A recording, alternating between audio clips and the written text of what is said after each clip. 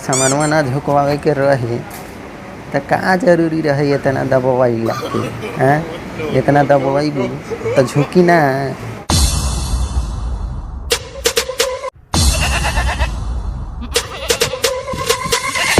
ए बुची एगो टोटरम कला हाथ फेरो ना तनी गुली पे। ए बुची एगो टोटरम कला, अरे बाबा सार हाथ फेरल ना गुली पर हैं?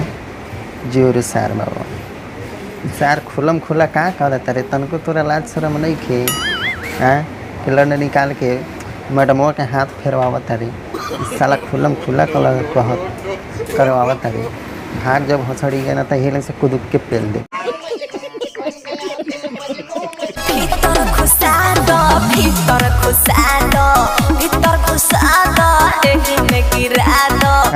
ट्रैक्टर घुसा दो यही में घुसा के यही में गिरा दो जार तोरी बहन ये मैड तो हर उतना बड़का सामान नहीं खे जो ट्रैक्टर घुसवा दे। अगर घुसावे के ट्रैक्टर कोशिश करबो न हाँ तो तुहर बुढ़िया फाट के इंडिया गेट बन जाए। कोई गाड़ी कहाँ है? दिला वालों का करार लुटले आइलो बारे तो यूपी बिहार लुटले। दिल वालों का दिल का करार लूट ले आयल बारे तो यूपी बिहार लूट ले। हाँ लूट ले तो हर बहन तो हर बाप के हाँ यूपी बिहार लूट ला वहीं छेद का करी बेचारा चमड़ा का मुँह से बोल दे कल यूपी बिहार लूटला गार गर्दन 70 गो सिरहन बहन छेद गाड़ी गोलपुरी जबन देवेला रुपया 10 के ओकर कोरा में चल जानी हंस के। जमन देवेला रुपया 10 के ओकरा कोरा में चल जालू हंस के। आओ हमहो देता नहीं हम 500 रुपया देता नहीं आओ हंस के हमार लन पर बैठ जो कूद के। हम सब तो लड़ते बहन चो बागम पहले तो लगबू खेले हाँ महंगाई जमाना बा बुरबारी महंगाई जमाना बा कहता रे 10 रुपया में महंगाई ज़माना में 10 रुपये में का है भाई ये 10 रुपया में अपना सब कुछ देती है। लूट ले ये तो लेटेस्ट न्यूज़ है। अच्छा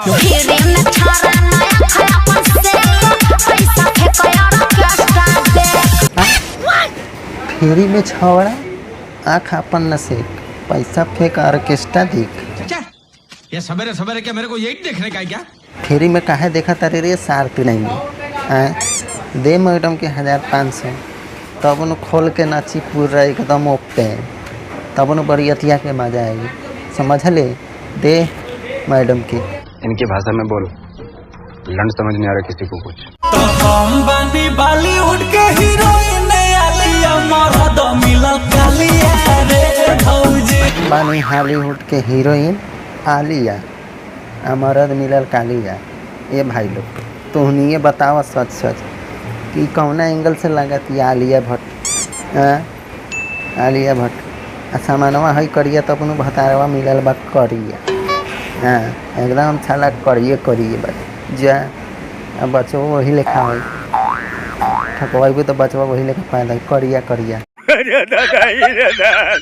चोली लाता सैया पुष्प ब्रांड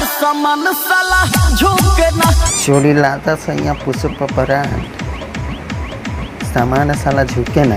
अबे जल्दी बोल कल सुबह पनवेल निकलना है। अरे भाऊजी जब सामानवा ना झुकवावे के रहे तो का जरूरी रहे इतना दबाई लाके हैं? इतना दबाई तो झुकी ना। पुष्प ब्रांड चोली पहना या अमेरिका ब्रांड सामानवा तो साला झुकले रही आ झुकबे करी हमेशा यही से कहलो उतना ननू दबावे के तो ननू झुकल रही। ये बड़ी अच्छी बात कही आप। फेरी में